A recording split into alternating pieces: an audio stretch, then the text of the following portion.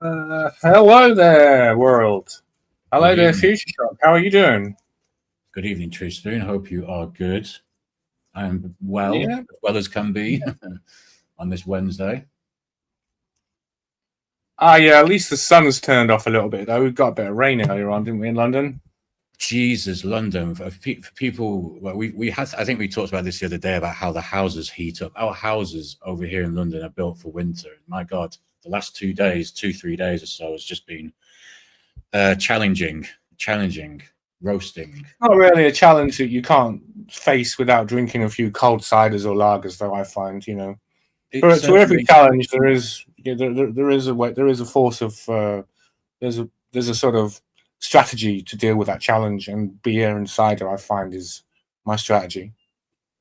I can't fault that strategy. It's right up my street, I must say. Yeah, it certainly can help with sleep anyway. That and a strategically placed fan, if you can put up with the noise, is a godsend. So yeah, I mean, we're still in the sun is still cooking, and we're still in End of the World Watch, and this July 5th prophecy for basically an underwater volcanic eruption between somewhere in the sea in the Philippine Sea. That's where what the prediction suggests, and this will just lead us on to our Dr. Stefan Burns update. Hey everyone, He's pointing out that these are called swarms of earthquakes activity around Japan at this moment in particular. So Tatsugo earthquake swarm. So just let's have listen to old Steph for a little bit. Also, just before we let him roll, I was just going to say, sorry, just before we let him roll, for anyone who's sort of new to or new to the show or wasn't listening before, we did a little bit about there was a lady, a mystic lady, who predicted that around July the 5th there was going to be a massive earthquake in the Japan area. Was it specifically Tokyo? Did she say, or was it specifically Tokyo? No. She said it's in the Philippine Sea. It's going to be an underwater sort of earthquake. It's going to lead to a tsunami, which is going to be worse than the March 2011 one. That's the one. And now we've got this. What's on the screen? This earthquake swarm is apparently So we're just going to go. We're just going to do our sort of. We're going to do a Doom Watch sort of opener, which is what we tend to do. Yep. So we'll just look at earthquakes, and and if the world is destroyed on July the 5th, yeah, we were right. So we were right. We could take credit. It might not be much consolation, but wherever we will be at the time, we will be taking credit for that for sure.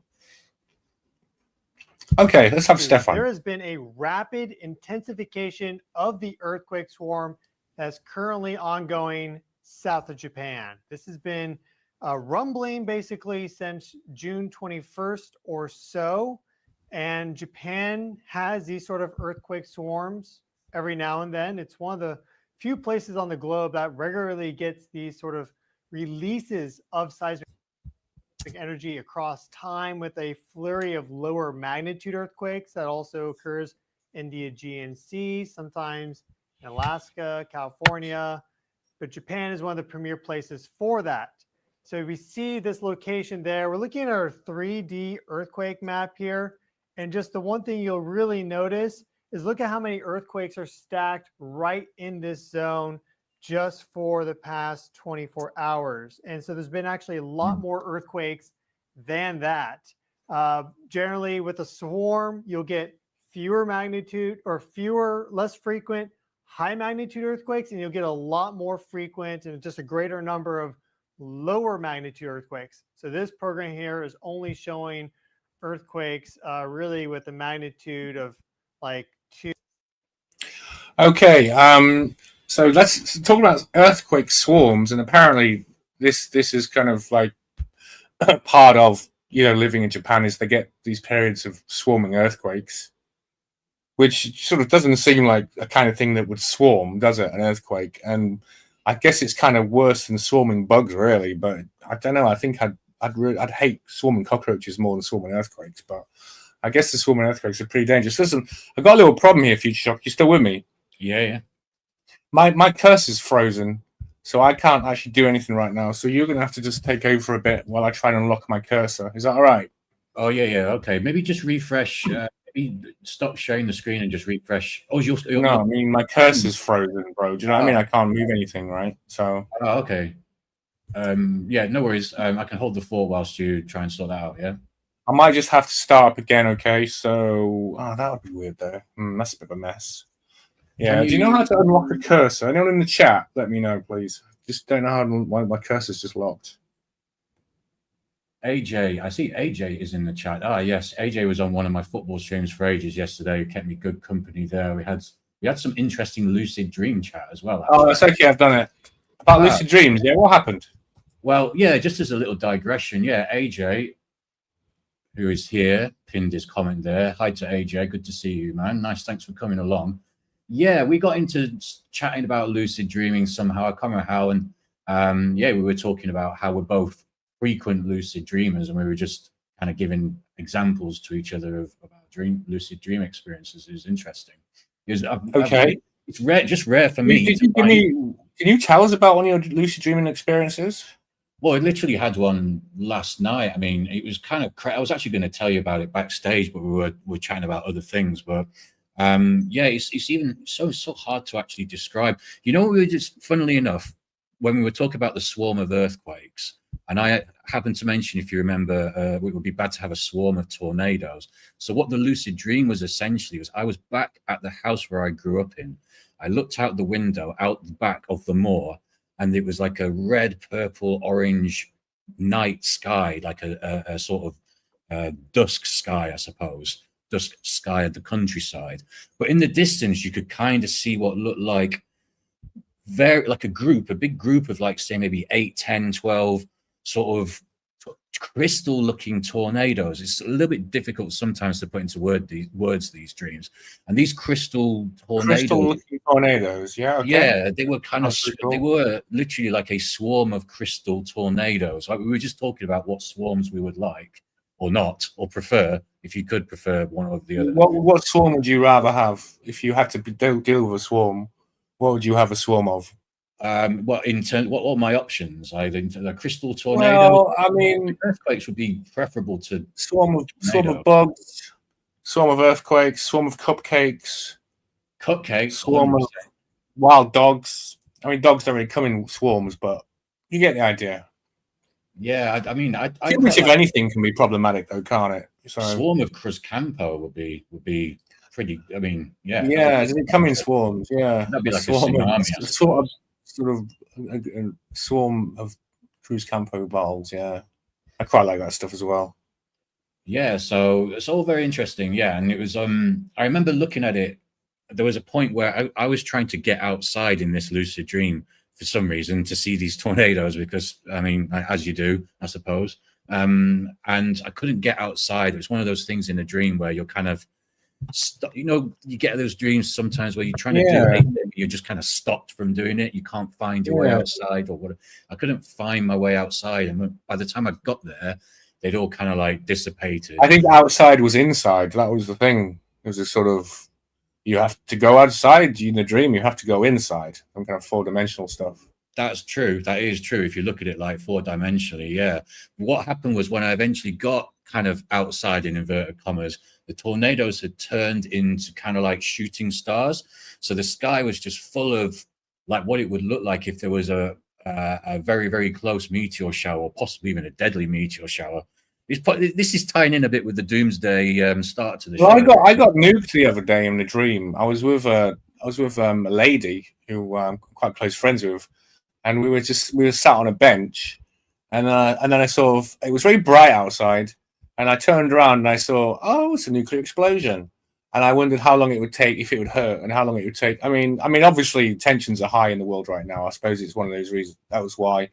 But I only felt a slight warmth as the sort of as the shockwave hit me, and then I just didn't remember anything. So painless death, perhaps, I don't know, but yeah, I think that's for the best, isn't it? Really? Maybe dodging nukes any time in the next 6 months, the way things are going with these idiots in charge. But if it ain't the nuke scares, it'll be, it might be the sun has had enough and set off a chain of earthquakes all around the world, which is kind of lining up to happen. But kind of what's happening right now. Yeah, I know what's happening, but it could just be because of the solar maximum. But it just makes you realize that the sun could destroy this planet and all life anytime it wanted, if we can say wanted. But it just has to ramp up the solar activity enough, and just the planet will come apart from inside. It's incredible. I've been looking at the science a little bit more of it all, And although it's not scientifically conclusively proven that there's a link between solar activity and earthquakes, there's a lot of scientists researching it, and there's a lot of suppositions. So I found an article connecting the 2011 earthquake, which was obviously devastating for Japan and the world because of Fukushima, but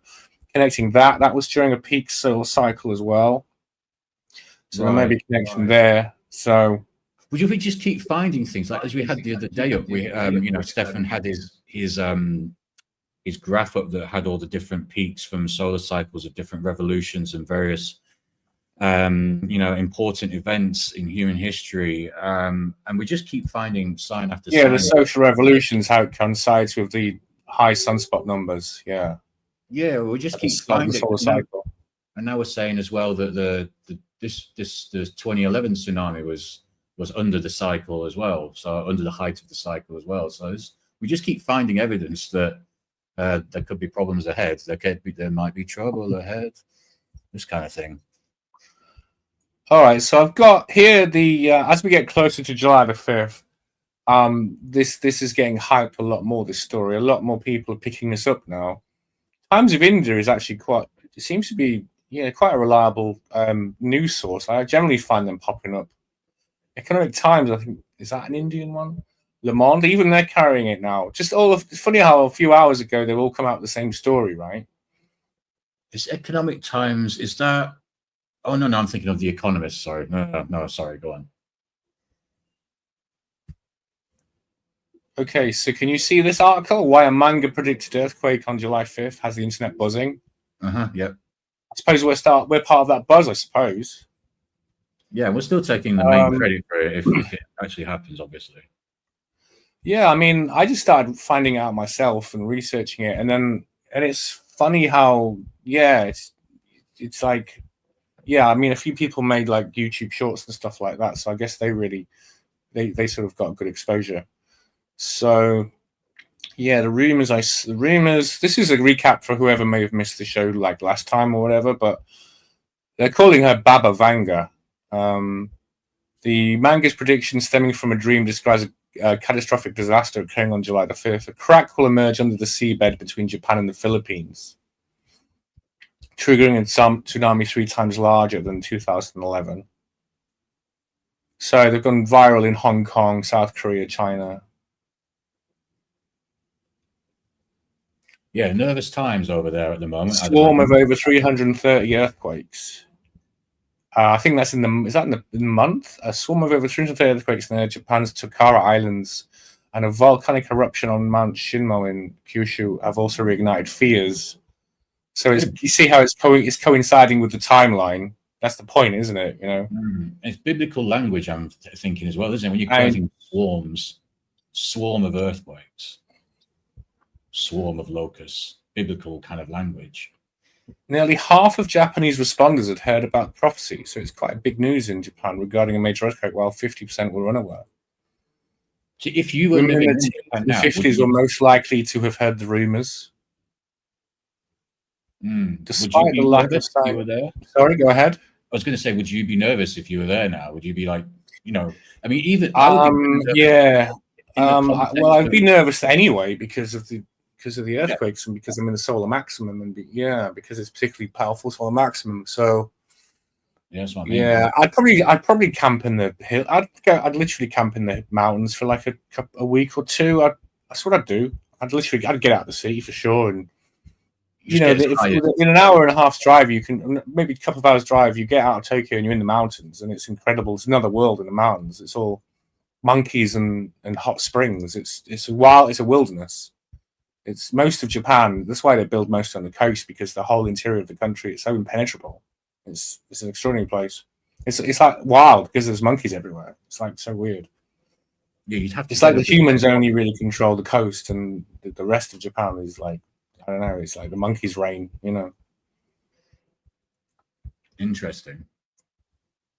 So the manga gained notoriety after it predicted the 2011 Great East Japan Earthquake and Tsunami. And if you remember, it had a date, didn't it? Specifically to March 11th of March 2011, Great Disaster, written in Japanese. So, and that was obviously written in 1999. She's urged people not to take her predictions too seriously. If you're going to tell people that Japan's going to have a tsunami 3 times worse, I'm going to kind of take it seriously. She encouraged, she remain calm, not be overly influenced by forecasts. Yeah, like opting to trust the view of experts. I mean, she's obviously, what's she trying to say with that? Because she did write a book, including these kind of predictions. Someone's had a word with her. That's all. Someone's told her to try and calm everyone down, because you could literally be like done for inciting mass hysteria. I mean, you've probably got to be wary of people panicking, because and what if nothing does happen and everyone panics? It's like one of those things, isn't it? Right? Oh yeah, like everyone evacuates Tokyo or whatever, and then nothing happens, or there's chaos as July the 5th, things break down. Who knows? But I suppose for public order, and think about it, Hong Kong, Korea, these different countries are talking about it. They seem to be, and they're affected because they all do tourism with Japan. So there's a lot of people losing a lot of money and wanting to control the situation. So I suppose someone's had a word with her. Try and wind it down a bit, It's a little bit too late now. It's just people aren't going to do anything now. They're going to have to wait until the date has passed, and maybe like a week or so afterwards until things pick up again. Because we're nearly there now. Because what day will it be? It will be Saturday. So we'll be doing a show on Sunday. So that could be an interesting show. Yeah, obviously we want to be wrong. I mean, we're not saying anything. We're not saying rightly or wrongly that this is going to happen. We're not saying yes or no. It's just something out there, isn't it? And obviously we don't want that to happen. So yeah. But it's just more the fact as well that it's not just that there's a prediction and that there's a solar cycle heightened. It's that, as we were watching with Stefan, there is actually tangible evidence of increased earthquake activity as kind of predicted. So, and it all seems to be building up still.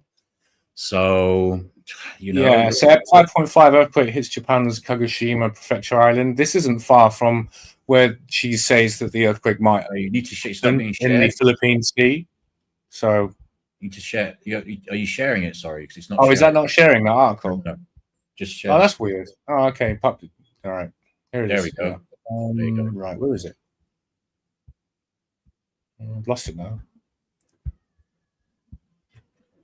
I don't know. It is. Got it right. So this one, 5.5 earthquake hits Japan's Kagoshima Prefecture Islands. No, we don't want to lock savings. Say again? Oh, the little thing popped up saying about it's just a little advert that popped up. I was just telling it to go away. Okay, and earthquakes. Today's earthquakes. 6.6. Brought to you by Mount Fuji, 5.6. Not Mount Fuji, Fiji rather. 5.6. Kagoshima, 5.6. Tonga, 5.5, 5.3. I think, in fact, the Fukushima disaster, I think that was a 9. That was a 9 on the Richter scale. I think that measured 9. That was a powerful earthquake. This is the location. This is the Philippine Sea. Yeah. Wait a minute. Can't see that.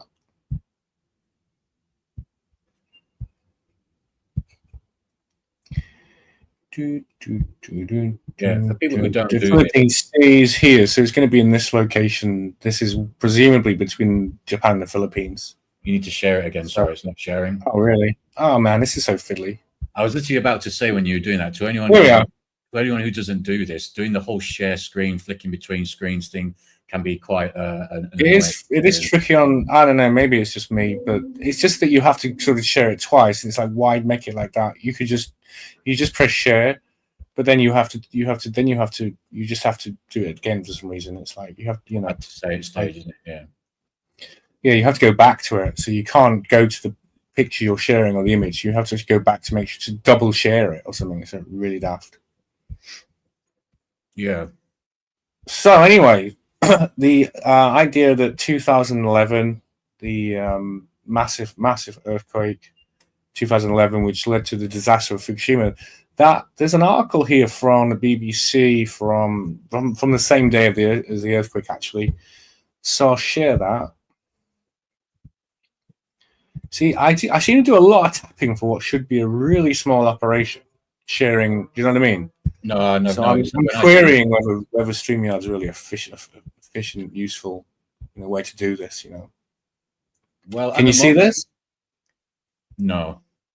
Oh, okay. Look, see, that's why I have to go back and then add it to. You have to add it to stage. So you share it, and then you need to add it again. It's like, oh, so annoying. Yeah. Right, check this out. So, solar activity to blame for Japan's massive earthquake. That was 8.9 on the Richter scale. The massive earthquake that affected Japan this morning is one of the strongest in recorded histories. With a number of powerful earthquakes recently, yeah. They're asking the question, they're asking it like 15 years ago. Is there a link between seismic activity and solar activity? Recently, we've witnessed a very unusual prolonged period of low solar activity. Solar activity has increased sharply in recent weeks. In March last year, a preliminary study was published from Space and Science Research Center in Florida. Performed 350 years of global volcanic historical records review, 350 years of global volcanic activity and seismic activity of the past 300 years.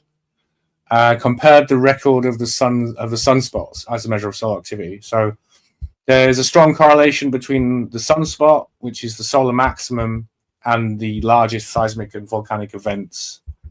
So what do you think of that?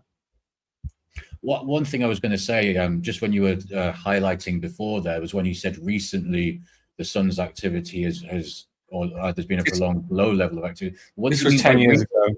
What does he mean by recent? When he says recently, what does he mean by 2011? No, I know that, but when that article is written, what does he even mean by that? Because when it comes to things that are sort of solar or sort of like off Earth and stuff, like we're talking about space, recently could mean anything. It could mean 10 years. It could mean 100 years. Like, what does he mean? Yeah, I think he literally means in that year that prior to, I think February, I mean, obviously there was the earthquake in March, but February there was heightened solar activity. But I believe I would therefore assume that in 2010 the solar activity was relatively quiet for a maximum.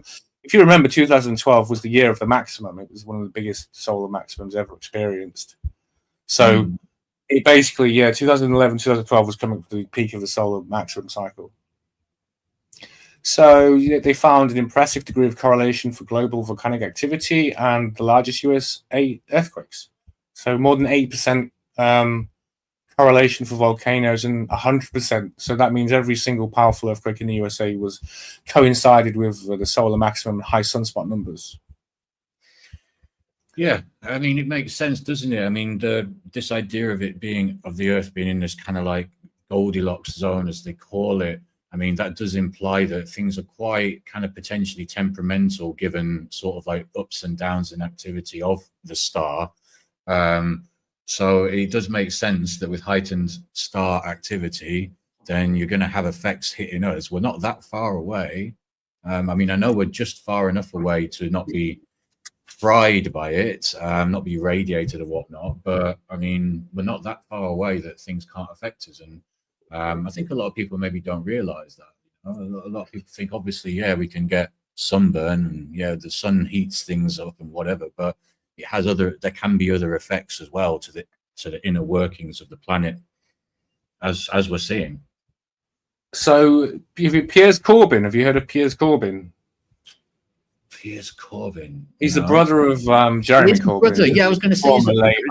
Yeah, he's actually quite an interesting guy. Have you seen that video of Piers Corbyn walking out of an Amazon, with one of those Amazon supermarkets? Maybe. No? I might have done. I'll just find that. It's quite funny, actually. So I'll find that in a minute. So anyway, let's just finish. I'll have a look for it whilst if you want to. Oh. Do you want to have a look for it? Was it an Amazon store? No. So it was Piers Corbyn. He insisted he wanted to pay cash in a cashless. I think one of these Amazon cashless stores. You've seen those, right? Where you can buy food and stuff, right? And I believe it's one of them. Try and have a look and see if you can find that, because it's good. It's just quite a funny little video. That's Piers Corbyn. He's a complete eccentric, but he's also one of these people who was always protesting against COVID and everything else. And he's also very critical of man-made climate change, of course, because he's a climate scientist, right? And he doesn't believe it's man-made global warming. He was also on Alex Jones' show, wasn't he? If you remember, it was pretty good to hear him. You try and find that. I'll just finish with this. So Piers Corbyn at Weather Action added last month following the New Zealand earthquake that within such long quiet to solar periods like we've been through, the biggest earthquake and volcano events are triggered by extra solar activity, particularly during the rising phase of even solar cycles. Yeah, so he reckons there'll be 2 more strong earthquakes like the one we've already really witnessed in the next 2 years. Okay. So that's pretty interesting. And again, it says something. This is something that science. This does not. There does seem to be an empirical evidence to show a link between periods, but quite why this is not understood, and the increased incidences of earthquakes. They don't understand the science. They can only see the correlation.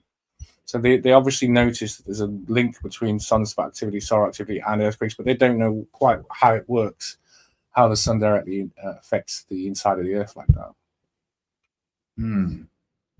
Okay. Yeah. I mean, I found the thing. It was an Aldi actually that he walked out of. Oh, it's Aldi. Oh gosh. So yeah, if I just play this, I haven't actually played it yet. So let's see if it. I'm gonna have to mute it. Okay, it's muted. Good. We'll get copyright if it isn't muted. No, we won't. We won't get muted. No. Well, no. Okay. Okay. Let me just. Piers Corbyn. He's not copyrighted his voice, so I don't think so. They don't own that. So you people take that money, £1.90, and I will take my strawberries outside. If you want to call the police, call the police. You can't take that. Yeah, problem is. I like his attitude. I paid by legal tender. You knew it was a cashless store, though. He's squeezing out. I love old guys like that, man. He's an absolute legend. You know what I mean? He knows what's right. You know, he knows what's right and what's wrong. And he's from a generation where they just won't put up with it. Paid by legal tender in this dystopian place. He's eating his strawberries. Enjoying his strawberries. He's a great character.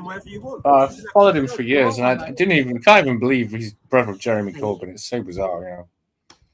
Yeah, it's a weird one. Yeah, there we go. I don't remember that, but anyway, yeah, no, that was quite funny. But yeah, so so what are we going to play? Did you want to play? Here's another thing. Hang on. There's another thing here about atmospheric anomalies prior to the Tohoku earthquake in 2011. Sorry, what were you going to say? No, go on. I was going to say, did you want to play a bit more of Stefan's video, because we kind of got. No, it's all right. It's okay. There is another video I've got about earthquakes. Earthquake. I keep saying earthquake. Earthquakes. You've got like a craving of earthquake. something. Earthquake. I keep saying earthquake. Okay, so we've got here this ionospheric anomalies prior to the devastating 9.0 earthquake in Tohoku, and this is interesting. This was from 2 years after the earthquake. They're saying that there was a high electron count, which they can't account for, which they can't explain. There was a lot of electron activity, and it seemed to be coming from the Earth as well. And this electron activity sort of built up in the days before the earthquake. And the thing is, they measured the sun, and the sun couldn't account for these extra electrons. So there's an idea that perhaps something is going on in the Earth, a reaction between the solar wind or solar plasma in the atmosphere, or X-rays, or who knows what. But it somehow is perhaps interacting with something inside the Earth. And Dr. Stefan Burns' idea was that it's sort of something from the sun could be triggering underground nuclear explosions, because he observes that during earthquakes, uranium is often present from the Earth. There's often there's readings of nuclear, fissile material. So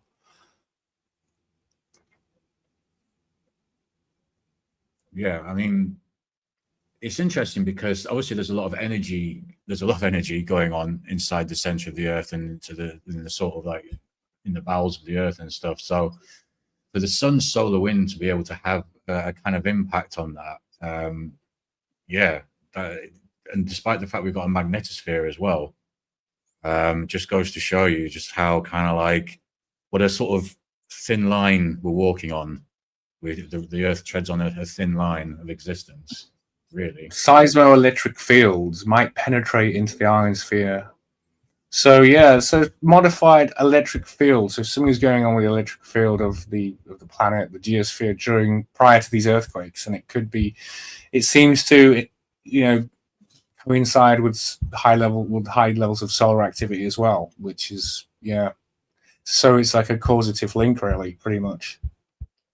Yeah, like you say, I mean, there's obvious links going on. It's just figuring out exactly what's happening. And then what you got something you want to share there? Yeah, it's just a bit of a fun thing, just because you keep saying earth cake. Yeah. So there you go. You can take. Got a real earth cake. I brought you an earth cake. That looks tasty. I'm actually fasting today. I'd eat an earth cake because I'm so hungry. But I'm doing like a cleanse fast, so I'm not eating. But yeah, that looks good. Yeah. Oh wow, it's got little things inside. It's got like, what is that? That's the nuclear fuel. There's the uranium that sets off the earthquakes, right? This is historic. This is accurate. And the sponge. The Earth is sponge inside. They look awesome. Yeah, man, you can get you an earth cake for your birthday, sort of thing. It's like a lot of fun, man. Earth cakes, yeah. There's a lot of fondant as well, which is always a good thing. Yeah, there's like sponge is good, man. I'll eat a sponge mantle any day. It's almost like I was going to say this is almost like a red velvet mantle cake. Oh, that looks good, doesn't it? Yeah. Yeah. Do you know what? Nice yellow sponge. I'll stop sharing that in a sec because there's a way making me hungry as well. So if you're hungry as well, yeah. How long are you fasting? Sorry, what did you say? How long are you fasting for? Did you say? Oh, I'm just doing since last night, so I haven't eaten anything today. Nothing today at all. How have you been coping? Have you been drinking lots of water, or how have you? No, because I've just been just smoking really. But it's like a cleansing fast. It's like it's really good for you, but it's quite a process to it. When is it till? Just for today. Just until tomorrow? Yeah, until tonight, yeah. Probably until tomorrow morning. I won't eat till tomorrow morning. So fasting is good though. Fasting has like so many like positive effects. I do tend to, when I was losing, I was doing basically recomping. I was going to say try to lose weight, but it's not really what I was doing. I was trying to lose body fat, but also gain muscle at the same time. I was doing like a little kind of course, self-created course with AI as well, helping me out, ChatGPT helping me out, from about March till June the 1st. And yeah, fasting was heavily involved in that. I would train fasted as well, let me be specific. I would train cardio fasted, not weights, because I need calories to lift heavy enough. But certainly I started to quite enjoy it in a slightly masochistic, I suppose, way, training cardio fasted completely, and I'd be doing like 600 calories on the Stairmaster without having eaten anything for hours, which was many hours, which was highly tricky but effective. So I would definitely recommend fasting as part of your cardio routine. So we give health tips as well as bringing you cutting edge scientific news and predictions. We bring you health tips as well. I mean, we've got many strings to our bow. So what we'll do, because I am fasting, I'm going to go out for a cigarette. I'll play a 30-minute track called "Into the Sun," which is appropriate in these days because it's a bit of an apocalyptic tune if you listen to the words. So is that all right with you, Future Shock, if we take like a 30-minute break? Yeah. 13 minutes. Okay, yeah. See if we can get the audience coming up. I mean, we'd be better off playing silence because it seemed to work for us 10 minutes of silence last time. But I actually can't. I actually want to listen to the song, so I'm going to put it on. Yeah. Yeah, no worries. I'll see you. 13. See you in 30 minutes. Yeah. Okay. Cool.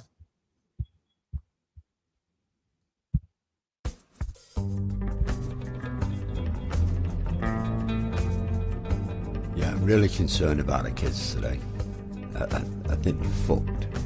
There's no future for them. There's no jobs. The majority of them having to still live at home with parents because they can't afford rent, they can't afford to get a mortgage. Fuck all. So, you know, a lot of them are just sat at home on games, wasting their life away,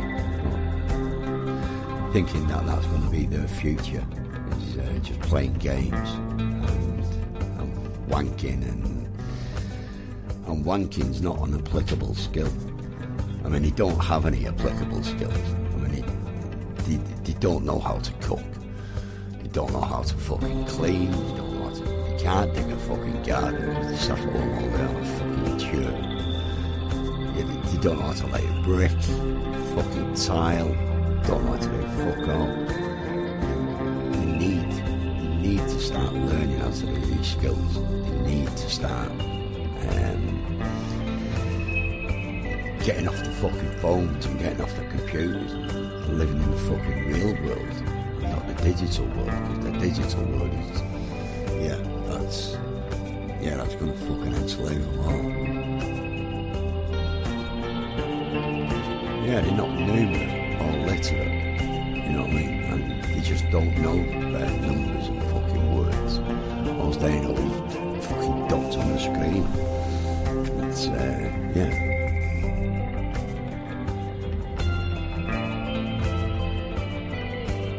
They have no unifying faith. Yeah, they've got diversity, and I guess wokeness is their faith now. But yeah, it's some weird new virtue signalling, pedophilic intersectionalism, and intersectionalism is the foundation of communism.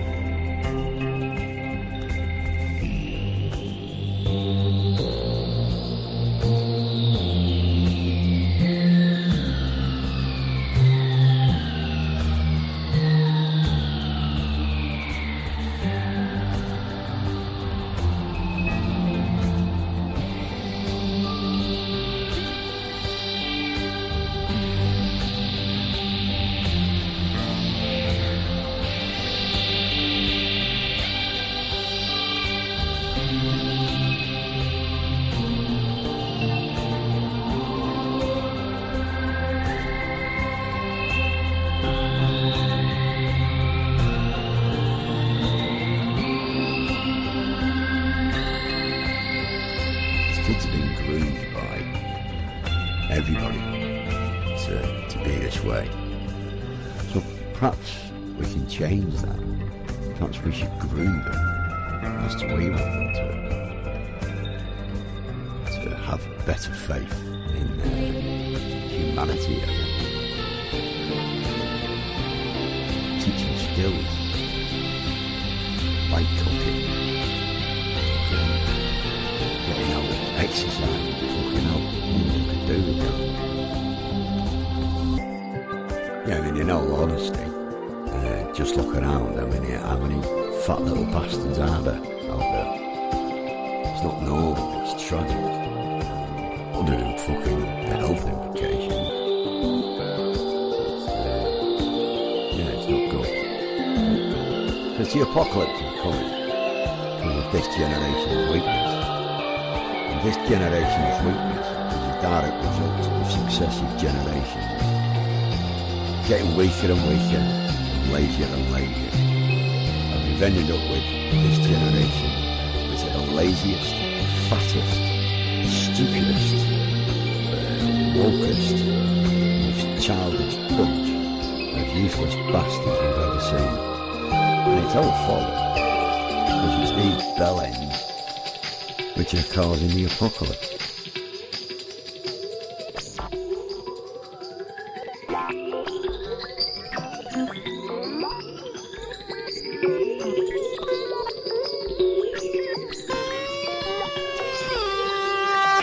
But wouldn't it be great if even post-apocalypse that there was some great guy who wanted to do the right thing, who cared about posterity, who wanted to bring the kids up right, to venerate the other wisdom, unify them, and murderers to towards all of those Greta Thunbergs out there.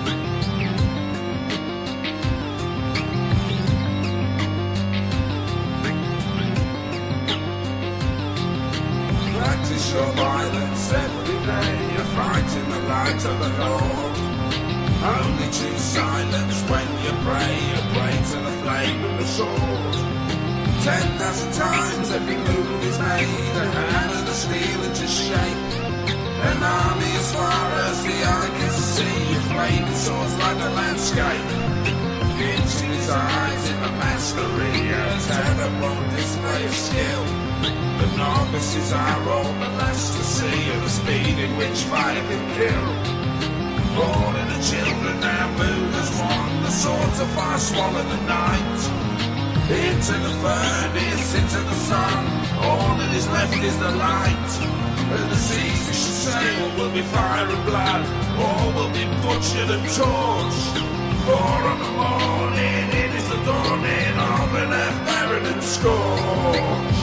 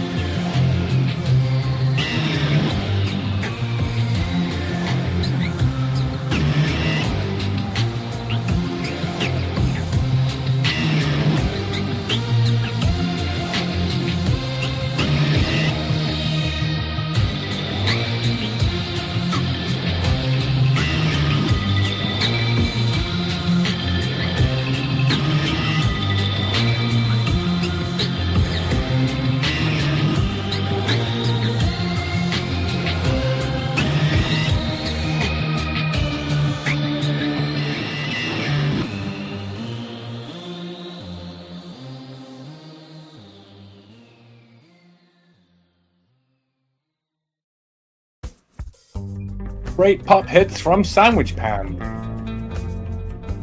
Yeah, I'm really concerned about it. Yeah, Frank Elf can have them again. Yeah, I immediately. Thanks. Did you stop it? Yeah. Yep. I was kind of ready for that because I saw you disappeared, and I was thinking, oh, if you don't come back, how do I stop the song? I've forgotten. So I was like already there looking at it. Oh, right. Cool. In case you disappeared again. But yeah, because you went off screen just for a second then. Yeah, StreamYard shut down for me for some reason. Oh, okay. Okay. It's lucky you're there, so because you kept the stream going, I suppose. I don't know what would happen if we both got kicked out. That's a good point, actually. Yeah, I don't know. Probably would have. I'm not. I'm not sure what would have happened if we both got kicked out. I might have to look into that because I've watched a few football content streams that have been done by a couple of people who use StreamYard, and it's been playing up apparently the last few days, just kicking people out randomly, just like what happened. Yeah, happened to me just now. Oh, good. Yeah. Well, anyway, hopefully. I'm going to toy with the alternative, the other one, whatever the other one was, because StreamYard's sort of fiddly, you know. Yeah. Think about it. They all seem to be this. Oh, I was actually looking at one because, like I say, they've been having problems. The guys, some of the guys that I watch, and they've been talking about using things like OBS and this Video Ninja, but they all seem to be quite fiddly from what people are saying. So I don't know if it's just they probably have different issues from what BitChute has. I mean, StreamYard has. I think one of I tried to reply to one of the comments, but I think that person's post. I don't know where they are because it said I couldn't post to Facebook. Oh, so I don't know why I couldn't reply to a comment in the chat. I had the background on, so I didn't see why not. Had said buongiorno, salut, ça va. Thanks for popping by. Good to see you, man. So yeah, I'm not sure if that was the one you wanted to highlight, but yeah, good to see you in the chat again. He was here last time, I believe, on Sunday, wasn't it? So yeah, is he one of your football people? Yeah, man. What do I call him now? I don't know what his name is. It's like, what's his name? I say why not, because obviously that's the start of the screen name, so I don't know. Why not? So why not? Why not? Exactly. Why not? Why not? So yeah, last week though, we last Sunday we kind of started getting into it in religion, didn't we? Sort of, somewhat. Yeah. We have done before. We've had a little.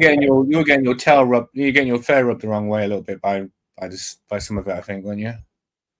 Because I mean, listen. I've done some research into whatever the Christianity and how it was created, and there's some interesting facts which I think I'll bear talking about. It doesn't mean I'm less a Christian. It just means that I wonder what organization was created in 308, 12 AD.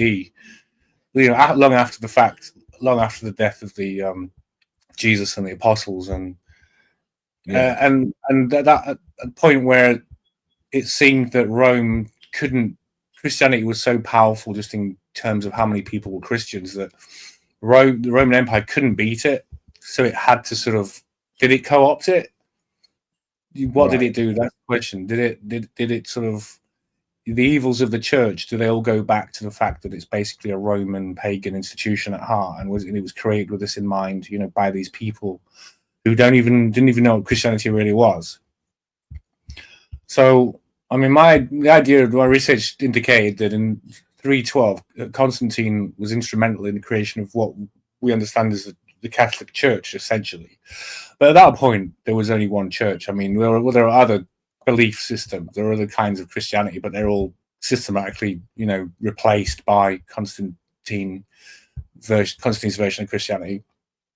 Right. So it's like a pagan institution practicing pagan rites, disguising itself as Christian. I think there's a strong case to be made of this. So because Christianity had become such a force in the ancient world that the Roman authorities, it was a case, if you can't beat them, join them. Literally, I was going to say that. It sounds like that sort of thing. He found that half of the thing is as well, though, half the Christians in the empire wouldn't support the official Roman government version of Christianity. So they create their own version of Christianity, but half of the Christians wouldn't be part of this. So he found it necessary to start creating ecumenical councils to create a legalistic framework for official Christian doctrine, and use the Roman military to eliminate Christian cults which were not in accord with the official government religion. So that's interesting to point out, really, isn't it? That what we consider the church was created as a government force with a military to back it, and then all that kind of thing. So we just wonders, does it take it away from the original intention of Jesus? Did he sort of... Right. See, I didn't realize then. So it was illegal. So Christianity was essentially illegal, sort of before Constantine came along and sort of. Yeah, it became officially tolerated by in 312 because he won a famous battle. The story is that the Battle of Milvian Bridge is where he saw a sign in the sky, a cross, and the words in Hodge Signor Vincius, in this sign you will win. I mean, that could have been a solar phenomenon because frequently the sun appears like as a cross, doesn't it? So often a cross is actually sort of, it's an esoteric, and it's also it's an ancient symbol for the sun. Right. What do you mean? Sorry, what do you mean? Sorry, in terms of appears as a cross, in what kind of phenomenon? Well, the sun, it can look like a cross when it's shining in the right way, can't it? It sort of radiates. Yeah, I mean, you've seen that before, right? You're not here. There's a visual correlation between the sun and it appears as a cross, and perhaps the symbolism of Constantine's victory, you know, at Milvian Bridge, where he saw a cross in the sky. Okay, so yeah. kind of like a cross with like a circle with a cross in it, sort of thing. Not like obviously like a cross as in just a sort of T shape as such. Or is that getting it wrong? Well, I mean, listen, let's not get bogged down in that particular thing. Let's just move on, because I mean, you imagine whatever you want, whatever I've seen the sun appearing as a cross, you know, at times, and so I mean, I sort of whether it happened or not, we don't know, but that's the I'm story. not really questioning it as such. It's just I wasn't too sure exactly what the visual was, sort of thing. That's all. Yeah, so those ecumenical councils, they set the way for the Inquisitions and Crusades, and so Constantine, more than any one person, can have been said to have been responsible for transforming Christianity from a charitable or spiritual organization to, you know, dedicated to feeding the poor and providing spiritual message of salvation to all, to what the church later became, and that's the oligarchical tyranny, and which practiced slaughter and torture to maintain political control over millions of people. So we have to look at who these people were. So Constantine was the emperor of the Western Empire, and his Licinius, his brother-in-law, was the emperor of the Eastern Empire, having married Constantine's sister.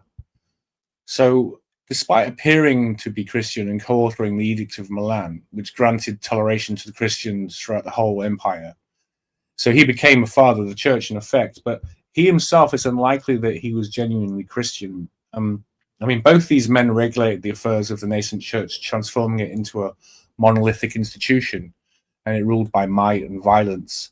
And while Licinius ostensibly worked to bring the toleration of Christians to the empire, contrariwise, in 320, strangely, he reverted to persecuting Christians again by removing them from the military and the civil service.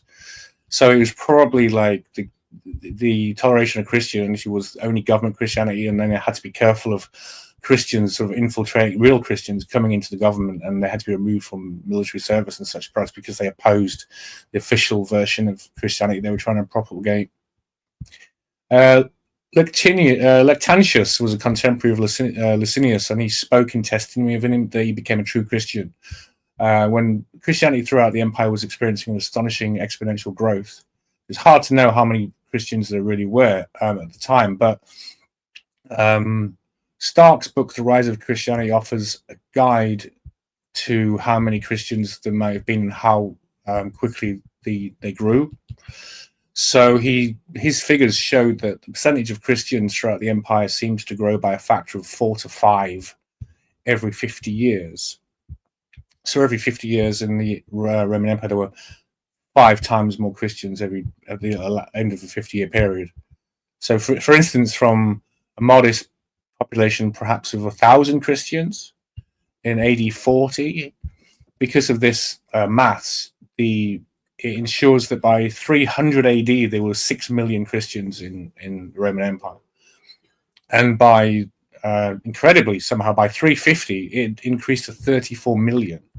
Which was literally half of the population of the empire. That's extraordinary, isn't it? I was going to say, because I was literally just looking at what was the actual population, and I just see, it was estimated between like 50 and 76, so 76 million. So, that's about half already. So, what was the guiding spirit of Constantine's religious policy? His principal advisor was Lactantius. He was a Christian apologist and progenitor of the Christian Church's policy of flat Earth. See, you're always quite interested in flat Earth. So it comes from this guy, this Lactantius, who was supposedly a Christian. He said because he considered himself a Christian, he had to automatically reject any science and philosophy that was non-Christian. And that's quite interesting. Say that again, sorry, one more time. He said because he considered himself a Christian, he had to automatically reject any science and philosophy which was non-Christian. Oh, okay. So he therefore rejected the scientific discovery of the Greeks, going back even to the ancient Egyptians, who considered the Earth to be a sphere. Right, yeah, okay. So I mean, but you can see how one man's stupidity perhaps led to that kind of dogmatic church that there's been stuff of horror stories about burnings and crusades and massacres, and how it originates in this one person. But the thing with this is it was about government power and control. So this guy kind of ushered in really the Dark Ages, what people would call the Dark Ages, where Christianity rejected scientific discovery. You sort of familiar with that kind of idea? Yeah. Historically, when you said, I thought so. Also, just to pin a comment here. Sorry, just to quickly say, why not asking is the question there. Crusaders were Knights Templar Masonics, no? Yeah, well, that's exactly what they became. Yeah, the Templars fled, obviously, with Saladin and the reconquest of the Holy Land. Then the Templars fled, became the bankers to King Louis Philip the Fair of France, of course. But they eventually cracked down because they were becoming too powerful. And the rumors were, of course, they were doing satanic occult ceremonies and engaging in homosexuality and such. So in 1314, the Templars were outlawed, and they fled to Scotland and Switzerland, to the principal places they went. They went to England as well, but they were safer in Scotland. And it's from there that the belief is that they started Freemasonry. From sort of like from England? Well, it seems to originate in Scotland. There seems to be a lot of history in Rosicrucianism and Freemasonry in Scotland. Right. Okay. Like early Masonry. Of course, there was the official Grand Lodge opened in London. I think it was 1717, was it? But Masonry had existed long before that. Yeah, the Grand Lodge of Scotland was founded in 1736, based in Edinburgh. Okay. Yeah, but that Grand Lodge only means it's uniting all the other little lodges. That's what they say. They say from when the Masons try and obfuscate, they say Freemasonry was created, in 1717 in Drury, just off Drury Lane, but that's not the case. Masonry had been existed for hundreds and hundreds of years before.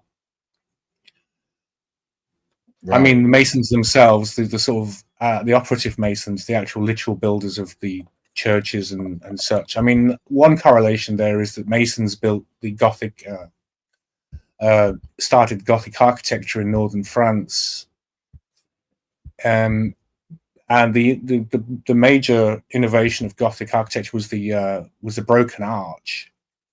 So this is something that was, I think, the Romans didn't have the high Gothic arch; they didn't have the broken arch. And it's something likely that was discovered perhaps by the Templars, that the Arabs often reused ancient Egyptian and Roman buildings in the construction of their mosques. So they would often have an arch that was in two pieces, and they found that if they set the arch against each other, against each side, and it became a broken arch, it would rise higher, and it would allow higher ceilings, and it would allow more structural support. So there's also a link between the architecture of Gothic architecture and the Arab world. So there was some kind of so I was just looking here. Saying here, I just did a quick look whilst you were talking, so I'm more familiar with things as we go along. But as it says here, there's the Regius. I don't know if I'm going to pronounce this right, but the Regius poem dates back to the late 14th, early 15th. Text mentioning Euclid, again, not sure if I pronounced that right, and its connection to Masonry in ancient Egypt, as you were saying.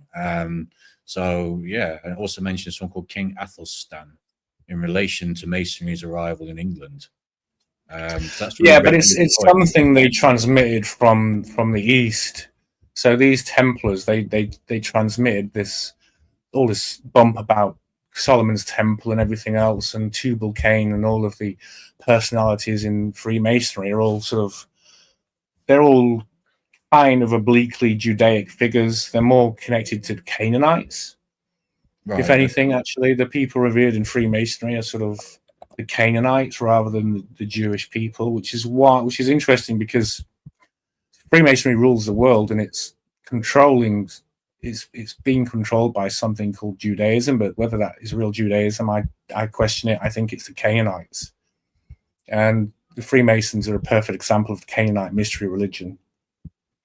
Okay, they were from the Levant, so yeah, they were in like sort of the area that sort of like corresponds to sort of what we call Israel now, and Palestine, Lebanon, Syria, Jordan, that kind of region. So they were they originated from there, is it basically?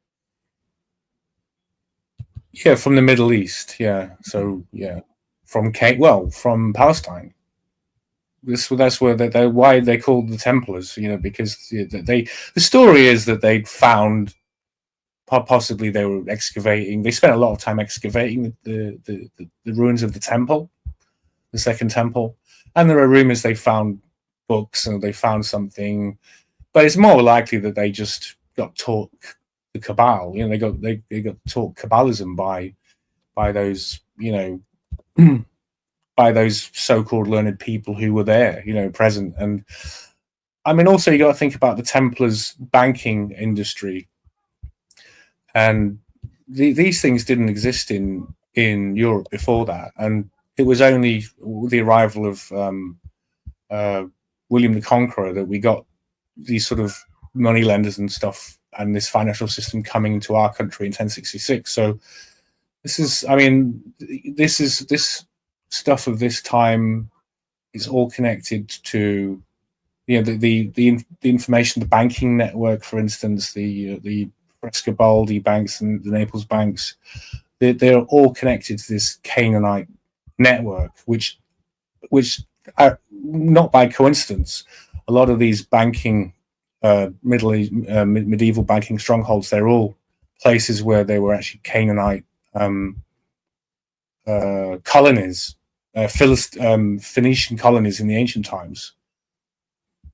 So the idea is that this Phoenician network sort of infiltrated into the West through the Templars and Freemasonry, but also it was working hand in hand with those Middle Easterners that the Templars ran into, and maybe they also say that they met the assassins as well. So there's all of this sort of, shall we say, this kind of occult magic and lore and techniques for whatever rituals and demonic invocations that the Templars would have been exposed to while out there, and they brought it back to the West.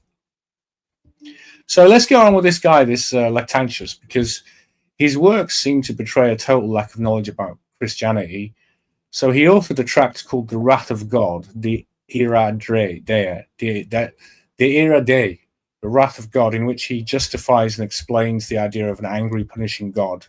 And this God isn't one that's referred to in the Christian New Testament at all by Jesus. It's not an angry, punishing God, but a forgiving, fatherly, loving God. So this is, again, you see how this one man has introduced beliefs that were not necessarily Christian into early Christianity and has shaped it so for what it is now. And many people are critical of the church, of course. But just on that point, like the idea of a punishing, I'm not sure if I mentioned this before to you, but the idea of a punishing God generally doesn't make much sense anyway, in my personal opinion, because if you are indeed the original creator of a bunch of entities, i.e. humans on Earth, it wouldn't make much sense to then judge them for their mistakes, because, well, it's directly related back to you. You wouldn't build a bunch of cars and then judge them for crashing. I mean, like, it doesn't really make any sense. If we are made in God's image and things like this, it would make more sense to have a forgiving God, because a God would be the thing that created you, would be the most understanding of you. Well, the angry God is the God from the Old Testament, isn't it? See, that's the point. That's what this guy's doing, this Lactantius.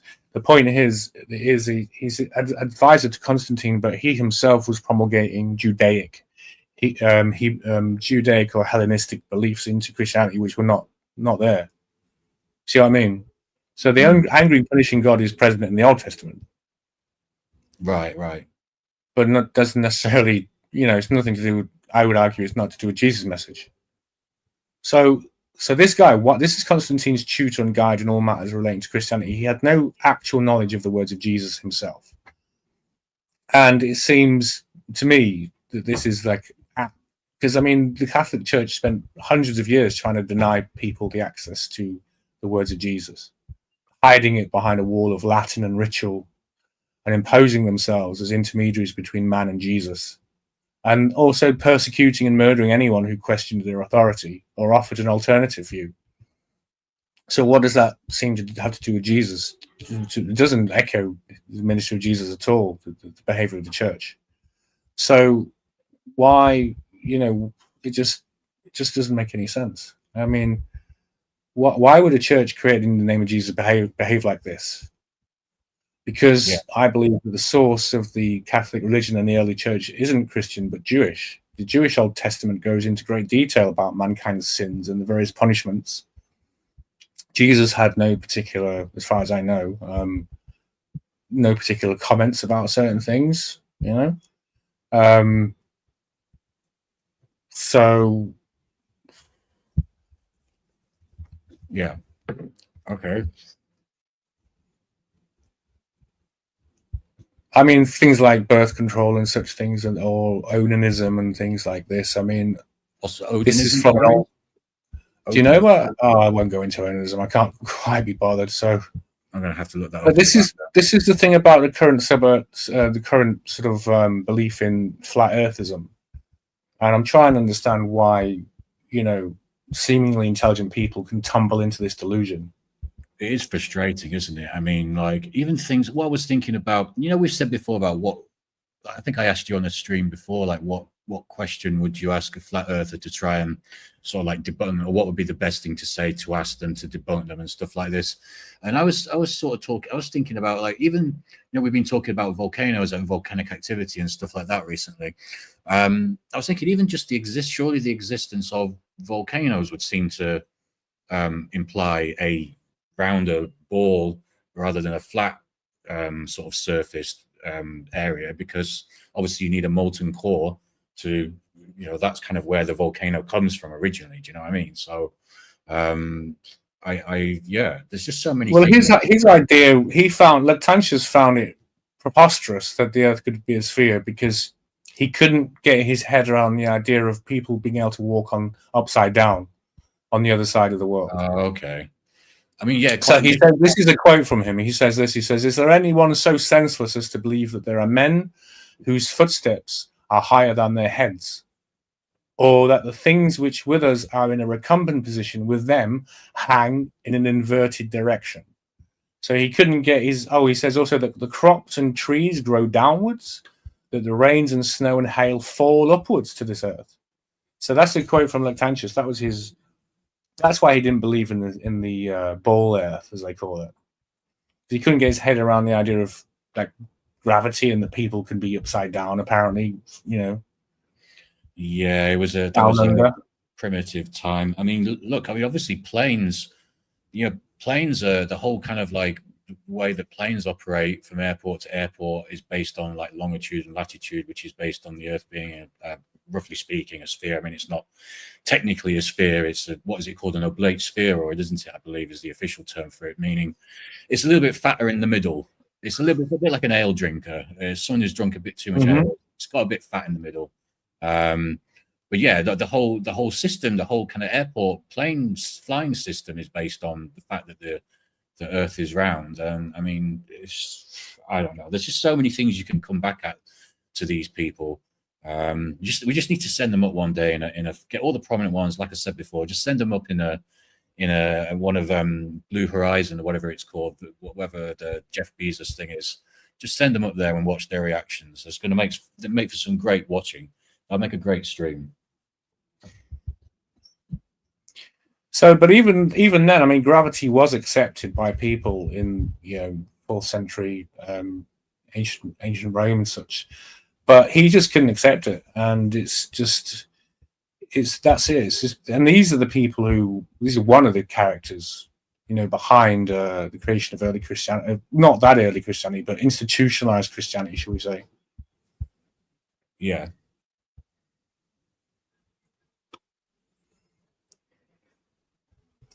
Okay, so should we put a tune on? Yeah, I was just looking at what you were talking about. I was just looking up Odinism. Just I wanted to learn what it was, and I'm still trying to figure out what the hell it actually. So it's this worship of Norse gods. Is this kind of? No, that's not it. No, and that must be something different. I don't know if I'm spelling it right though, to be honest. Well, it's just a daft. Listen, it's just a daft old Bible. It's an Old Testament story, which I was going to say daft old. I mean, I don't mean to be irreverent, but it's just one of the Old Testament stories, and it was used by the church as a sort of as an indictment that masturbation was sinful. Oh well.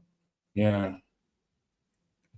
Oh well. So, no, I mean, you don't really need to waste too much time looking into it, No, my that reminds me of what my old head teacher. For some reason, one day when I was I went to a grammar school, which was an all boys school, and we had a sex ed class one time, and the teacher who usually took it, who I can't think. Oh, anyway, he wasn't there. So the point being that the head teacher came in, much to our surprise, to take the sex ed course or class, sorry.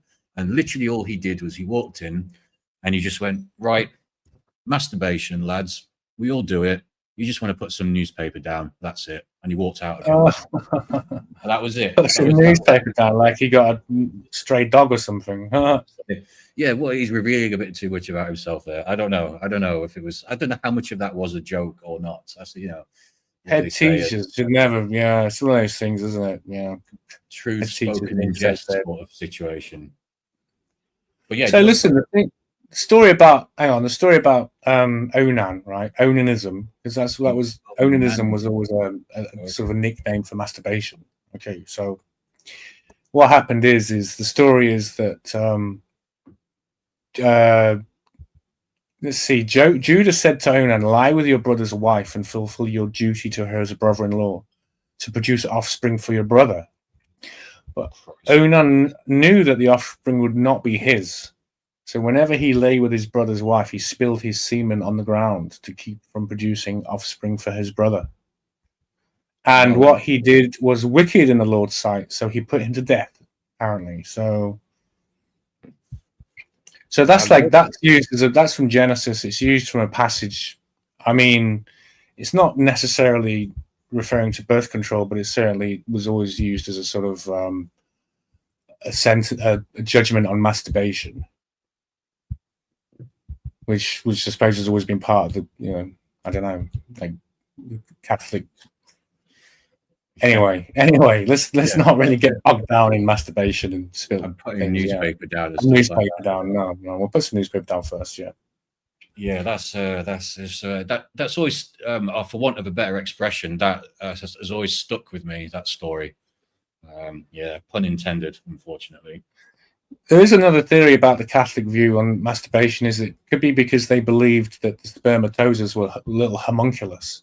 They were little people. Right. Okay. There was the homunculus, which was kind of an alchemist's idea of that there was a kind of, I mean, in a sense, because our DNA, we are potentially not fully formed, but we'd have that. But they believed there was almost like a miniaturized but fully formed person in the sperm, and that would then grow into a proper, person. Right. That at least makes some kind of sense if you believe that. I mean, obviously it's not sensible to. Well, obviously it's not true, is it? It's just little sperms with DNA and a little bit of electrical charge or something, isn't it? So. Yeah, sure. But I guess we could kind of see where they're coming from there. If they feel like, oh my God, we're killing all these little men. The little men. Yeah, you're killing the little men. Yeah, give the little men a chance. Yeah, give the little guy a chance. So yeah, just bang a tune on. Yeah. Well, what have we got next? What is it? We're going to play a new one, The Enforcer. Okay. I haven't quite listened to it fully myself. I think it's about 4 minutes long. Hang on, just check. Just fill for a minute while I find out. Yeah, man. Well, I've learned something today. I mean, that we had some odd head teachers at that school. I must say, there was the guy after him was, oh man, the guy after him was basically some kind of clown. I mean, he came in one he arrived in the hall one time and sort of got all of the sixth form together and told us that we were going to have a non-uniform day so he could raise money to buy drugs. And that's all he said. We're going to raise money to buy drugs.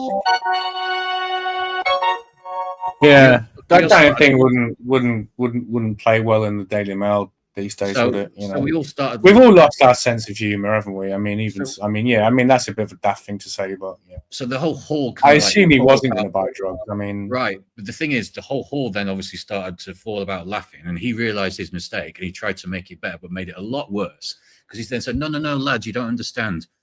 We were going to buy drugs and give them to children." What? Yeah. Okay. That killed everybody. What was he not making a facetious comment about providing life-saving cancer medicine for? Basically, yeah, we were going to do a non-uniform day to raise money to buy medicine for children. Mm-hmm. You know, charities can give to children. And he killed it, did he? And he basically he didn't do it on purpose. He literally, this was the best way that he thought. No, he thought he was funny, right? I don't think he was trying to be funny. I think he was just trying to be serious. He was just such a clown. He was just a clown of a Tom Ashworth. That was his name. Fuck it, we'll say his name on there. Might even be alive these days, to be honest with you. But yeah. Jesus Christ, yeah, he was just a proper clown, man. But he used to just crack us up. It's one of my funniest. He was obviously doing it intentionally, though, right? No. This is the thing. He was unintentionally. Really? You could tell that. You sure? 100%. Maybe he was just good at keeping straight, you know. I mean, maybe, but he used to pull a lot of he used to do a lot of this stupid shit. He'd just say a lot of stupid stuff all the time, and he was just known as a bit of a clown. So, but like unintentionally. So, because yeah, what can you say? Raise money, a non-uniform day to raise money to buy drugs for children. That's what we were all about in the 90s. Yeah. And so, did you raise money to buy drugs for children? Yeah, we did. We bought a lot of drugs, gave them to a lot of children, and you know, they've grown up now, and hence we have the new generation we have now. Okay, so I'm going to play this song. This is Sandwich Pan, and this is The Enforcer. All right, 4 minutes. We're back. There's a theory about Netflix. It's the writers all insist. Any programs I've been watching would have been much better missed. Well, there's every kind of genre with the same obnoxious vibe, or the drooling leftist Nazis from the diversity tribe. There's so many shows on Netflix, and I do try to be fair. Not a red end in the corner, there's a show assigned to beware, 'cause it means those are so split. So it's fairly safe to say there'll be some balance moving that is struggling being gay.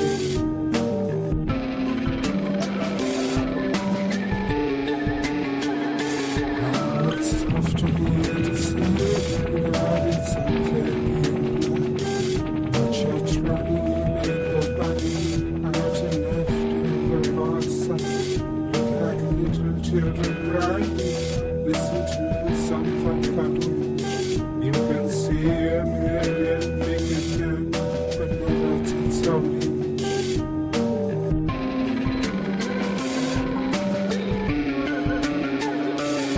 Sometimes they're almost such a world, but you'll spot the agenda. And all around you, everyone starts acting like romping vendors. And in others, you just constant of every discussion.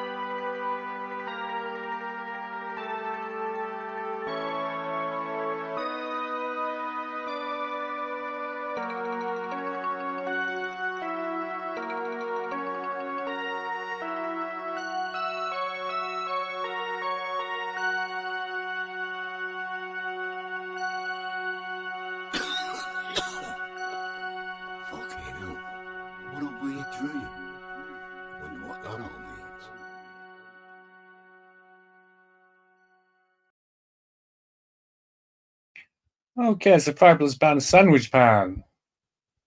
And Future Shock, you with us?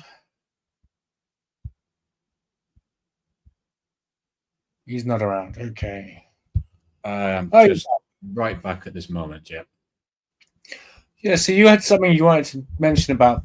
What did you been looking at this week or recently? Oh, so there's a couple of things actually I was going to quickly run over. I can't remember if we touched upon one of them on Sunday, but one we definitely didn't, which was the photon one about 37 dimensions. So basically, scientists have produced a particle of light, a photon, that allegedly simultaneously access 37 different dimensions. And we're kind of this isn't something I'm massively taking seriously, but it's just kind of interesting to see what they reckon about this. And I was interested to see what you thought about this, obviously, as a man who is knowledgeable about dimensions. Bear with me 1 second. Get the thing going. Like you say, you have to do it bloody twice. There we go. So yes, da-di-da-di-da, it's got us beat by 34. So basically, yeah, they included photons of 37 dimensions, taking science even further down the strange quantum rabbit hole. So when we were talking about this, let's have a look. Actually, does it explain what the experiment is, or is it just going to go? Let me just have a look. So just bear with me 1 sec. Does it actually tell us? Yeah, I was actually trying to find the actual details of what they did. Are you aware of what they actually did in this experiment? Literally, yeah, I've heard of it. I heard it twice. The second time from you, first time from another friend, and I thought this is a load of bollocks. I just thought, yeah, 37 dimensions, nah, bullshit. It's bullshit. They always invent new dimensions when their math doesn't make sense. They have to stick another dimension so they can hide all the numbers somewhere. So yeah, what's that about though? So it doesn't tell me, unfortunately, yeah, it doesn't actually tell me what the actual experiment specifically was. So it does seem to err more on the side of what you were saying in terms of right. Well, it's about light, so it's probably an optics experiment. But I've got an article here. Do you want to read your article to us? So I'm just trying to find the bit that's most relevant. So it just says here, essentially, an international team of scientists wanted to see how unclassical particles of light could get. And this is the thing. This extremely technical experiment produced photons or particles of light that exist in 37 dimensions. So you could just write that. To be honest with you, basically, we're just debunking this because it's kind of like bollocks, isn't it? You could just write this. Well, I mean, yeah, I think. Listen, they do what they always do. They play fast and loose with terms. They say 37 dimensions, but that seems to the word dimension has a particular meaning to us. It's like when they talk about they've discovered time crystals. Then you think, oh, wow, they've frozen time and I can have 2 weeks of my life in the freezer just ready to go whenever I want. I can, freeze time. Cool. That's not what it is. It's not what it is. It's not that cool. It's something different. It's just like something that's like a particle that's a lowest energy state that just oscillates through this like set pattern without any extra energy, and it's called time crystal. But it's like, it's not quite what I was hoping it would be. I wanted some freeze-dried, holiday time, man. I wanted to I want to get my life back. I wanted to defrost myself, and live forever, Time crystals. But no, it's not that. It's the same thing as that. It's just like somewhat ambiguous terminology to make you more excited than you really ought to be about something. Yeah, I mean, we know with time dilation, for example, with what we've seen. Well, I say what we've seen from time dilation, but what we've kind of like, what we've promulgated to be measurable as time dilation, that forward passage through time is, in theory, at least possible. However, going backwards, defrosting perhaps, is a little bit more tricky. But yeah, maybe that light, maybe the historical light, instead of just being sent off and absorbed into the atmosphere, into space, across space, etc., maybe there is somewhere that is stored and it can be accessed. Or maybe it's just a case more of when we get more advanced in terms of warping reality, warping space and time, we might be able to figure a way to go backwards. But yeah, it seems unlikely. It seems a lot more likely we can go forwards. them backwards. Okay, so I found this article. Several articles have proclaimed light travels in 37 dimensions based on groundbreaking quantum optics experiment. However, this is the caveat. While the experiment indeed harnesses a 37-dimensional mathematical framework, this does not apply to our universe. Oh no, hang on. This does not imply that our universe or light itself suddenly gained any extra spatial dimensions. So straight away, no, it's not. It's not at all. Do you see what I mean here? Yeah, it's kind of like just sort of contradictory. So, yeah. So apparently, it's a 37-dimensional mathematical framework. But that's all it is, and it doesn't imply that in any way anything's gained any spatial dimensions, right? So, actually, or even light itself, you know. Just a quick question. Sorry, you know, when let's say if I pin a comment, can you see it? Can you see comments when I? Yeah. Well, no, hang on. I can see that now. I thought Catholics was against bashing in abortions because all lives matter. Yeah, I just wanted to see if you could see. What do you call him? Why not? Okay, why not? Yeah. Just okay. That's cool because I could see. I was getting a bit confused by StreamYard because it says at the top. Bashing. I presume I know what he means by bashing, but yeah. Yeah, the idea is, what's the theory? The theory is that it's either based on the story of Onan, who spilled his seed rather than give his brother's wife his children or some weird shit, and then God killed him for that or something. Or it could be the homunculus theory that the early church thought they were little men. And you don't, you put your newspaper down if you're getting your little men out. At least that. Little white men.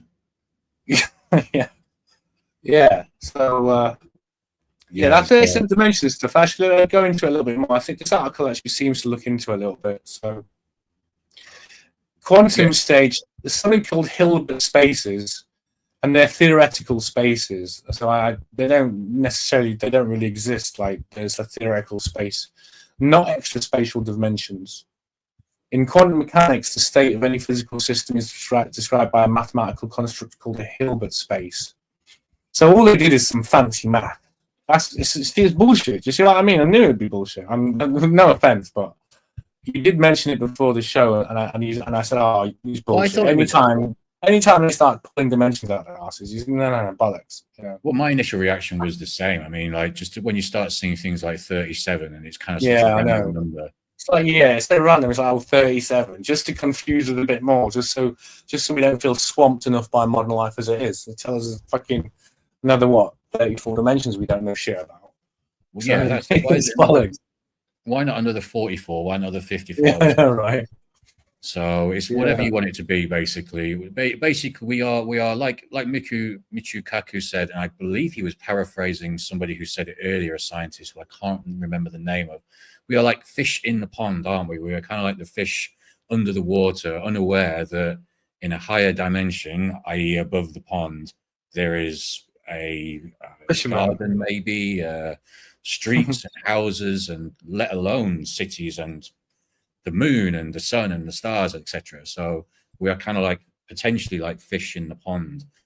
Maybe if a hand was to reach down and grab another fish, it would appear as if it came out of thin air sort of thing. It just appeared out of nothing, whereas it had come from this quote unquote higher dimension up. So I thought that's kind of like a neat analogy. I mean, it's not perfect maybe, but it's quite a cool analogy for what we are kind of like blind to a lot of things, essentially, potentially. Okay, I mean, what is interesting, potentially something you could get from this experiment, and it's that light, because it sort of seems to indicate, I don't really know what, it sort of indicates that, to me, that light is beyond their measurement capability. So they've thought they've got 37 different Hilbert spaces, which are kind of theoretical mathematical spaces in which light continues to behave as a photon and have its properties. So, I mean, from this, it just reinforces my belief that photon is, I mean, it's an elementary particle, but I always say that light the photon and light and everything is all connected to consciousness, to energy, to the most primal force in the universe. It's like the ultimate tiniest sort of thing that it's like if you're following the breadcrumbs of a trail and you want to find out where reality is coming from. What the smallest breadcrumbs are photons. So there's like they're instrumentally connected to reality itself and to time and everything. Do you see what I mean? Yeah, I'm bringing. And we can't measure them. We create 37 different dimensions, and they still behave as photons somehow, and they still have integrity. So it's like they are beyond our measurement. I suppose that tells me. I'm bringing it around back to what we kind of talking about at the start of the show when AJ was here. We were just talking briefly about lucid dreams, like that kind of.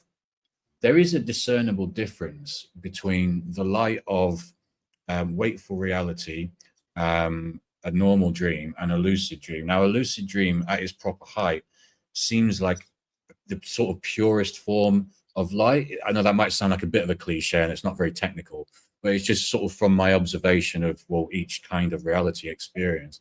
So I just wonder if a lucid dream is kind of as close as you can get as a human to properly traversing the 4D plane. You get a bit there when you're dreaming normally, but perhaps when you're more lucid and there's more of a want of a much better word, solidity to the light, or there's at least a consistency and more of an orientation to it than you have with a dream, for example. I just wonder if that's kind of just about as close as you can get without, eventually passing on and moving back up into or back down into 4D, however you want to sort of look at it. Mm-hmm. Yeah. So what they did with this light experiment, this 37 dimension thing, it seemed that they managed to get photons in 37. They pulse coherent light, like laser pulses, modulated in time, and they control the timing and the phase of the pulses through a high-speed electro-optical modulator and fiber optic circuits. So they could encode and manipulate quantum states in space described by 37 independent parameters. So I suppose it's like they had 37, imagine they had 37 photons and they managed to manipulate them so that they all behaved. They all had a sort of completely different, somewhat different, I won't say quantum state, but they had, so that in a sense that the photons could exist in 37 different states simultaneously. That's what I think. I mean, I may not be quite right, but what they describe, but again, it's Hilbert space, so it's only a theoretical universe. But they obviously manipulate these photons and based on 37 independent parameters. So, but yeah, I mean, it's just trickery. It's not 37 dimensions at all. It's just no. It's one of those things, I suppose, that was good as a title, as a headline on socials and stuff like that. Like that's how I stumbled across it. Anyway, I was scrolling down Facebook, and it was just, I don't know. I get offered shown these random sort of like science related things, and some are better than others, and some of them are just more kind of like headline grabbers or clickbait. Well, that's usually what we try and do. We try and demystify this bullshit, don't we? Try and this is kind of why with AI, with quantum computing, we try and sort of demystify it. Yeah. Sort of clear it up. A mess. It's a lot of it is a mess, and deliberately designed to be confusing, though. And in the case of quantum computing, it's designed to increase the share price and create sort of a buzz about it, so that the military contracts will keep coming and things like that. Lockheed Martin and that kind of thing. Yeah, for sure. Yeah, they're heavily involved in quantum annealing, quantum computing, which is the system which is called. It's like a kind of annealing. It's like it finds. It's like the quantum nodes find the quantum ground state or the path of least resistance to solve a problem. Yeah. And it's usually something like an efficiency problem, mapping, joining locations in the most effective way. That's the kind of puzzles the computers are actually doing. But they're modeled, and then they sort of input energy to the qubits. Okay. In order to, in the case of quantum annealing, in order to first to set the puzzle, what has to be done, and they do that through the nodes, and then let the thing anneal and reach its quantum ground state when it gives the solution. But it's like not as we understand computers. It doesn't not what we would understand by how computers work, what they're doing. But Lockheed Martin are particularly interested in this kind of thing because it will allow them probably to find the easiest way to bomb as many civilians as possible with the least expenditure of bombs. That kind of problem. Yeah, pretty much. I think the police like had to arrest the maximum number of people at a 4 a.m. dawn raid within a certain area most efficiently. That's the quantum annealing. That's what quantum computers will be used for in the future. Yeah, it's called QUINS, the quantum enabled navigation, and it's the way that they have put it is it's utilizing quantum sensing technology to provide highly accurate navigation and positioning even in environments without GPS access, i.e. just make it easier to kill people. So make it easier to drop bombs on people and to infiltrate and to do whatnot without detection. So that's more doomsday news on the way, I'm sure, regarding that. And they're working with IBM as well, apparently, simulating molecules. So yeah. Oh well, yeah. What's that? So they're collaborating with IBM to use quantum computing to model complex molecules. So yeah, doesn't really tell me much else. Just using quantum simulations, they virtually experiment with materials before physical construction, potentially reducing costs and time and stuff like this. So there's a few different uses for it. Okay, so we've made it to Wednesday. What are your plans for the rest of the week there, Future Shock? So I've got to get back into, I am working on an EP at the moment, which I'm going to try and get finished by late July. I've got a guy mentoring me actually at the moment as well, who sent me a load of notes back and I need to kind of act on them. So yeah, that's going to be me for the next few days. Yeah, and then we'll have our show on. Yeah, I'll be pretty much doing that actually every day, all day, apart from my 9 to 5 and stuff, until our show. So yeah, our show will be interesting if there's any kind of further activity on the 5th of July. Let's hope not. We hope not, obviously. We hope to be wrong about that. But yeah, that's me. How about yourself? Oh, I've got a writing project. I'm writing a novel, so I'm working on that. And yeah, just fasting today, just looking after myself. Yeah, just focus on my writing. Also, be preparing for the show on Sunday. Is there anything you want to talk about on Sunday, like particularly? Is like any topics that you think we should go into, or the chat? Is there anything in the chat wants us to talk about or look into? Any mysteries that they want solving or anything? Yeah, I was going to say as well. Actually, obviously, over the next few days, I'll be looking into the news that's popping up and everything, and yeah, be preparing a few things of my own. I was a little bit unprepared today, so yeah, so I was kind of like, yeah, I've winged it a little bit today. So thanks for bearing with me on that one. But I still think it's been a good chat, though. Yeah, yeah, it's always good to get on air. Every time's a bit different. So yeah, I mean, I'm a bit kind of chill today, so We had a couple of people coming in. There was someone else who said they were going to drop in, but they had to babysit randomly, so yeah, they couldn't come by.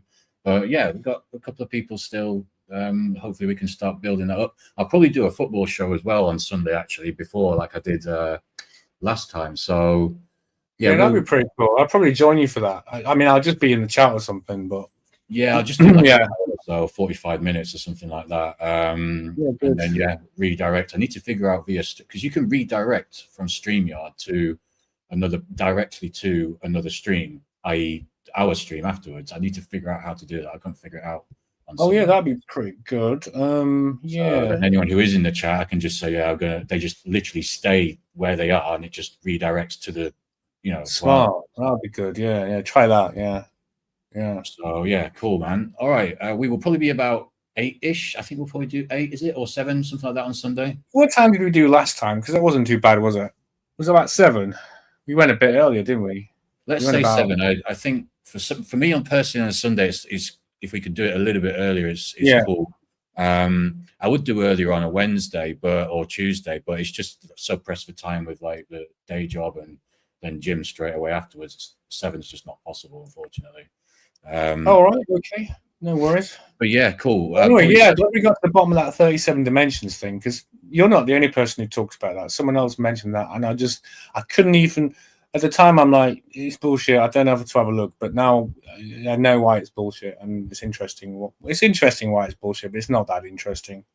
But yeah, I mean, it's interesting, and it's an example of exactly what I'm talking about. Is this scientific sophistry and manipulation, and the use of deliberately ambiguous language they use to make things seem what they're not. So it's a fascinating example of that, which is just right up my alley, actually. So yeah, but this is the thing as well. We're not just here to kind of like. Part of what we're doing is finding these stories that are bullshit. That are bullshit, bullshit, yeah, isn't it? Yeah, debunking in that. So it's all good in the scientific. We're on bullshit duty, sniffing out the bullshit. So yeah, there's plenty of it. So yeah, good man, one. Right, I get off. Yeah. Have a great few days. Enjoy the weekend, everyone. See you on Sunday. Keep tumbling. Yeah. Cheers, guys. Take Stay care. happy. Ciao. Bye. This didn't play last time. It's so annoying. I think I pressed. If I just tap it lightly, we get the ad.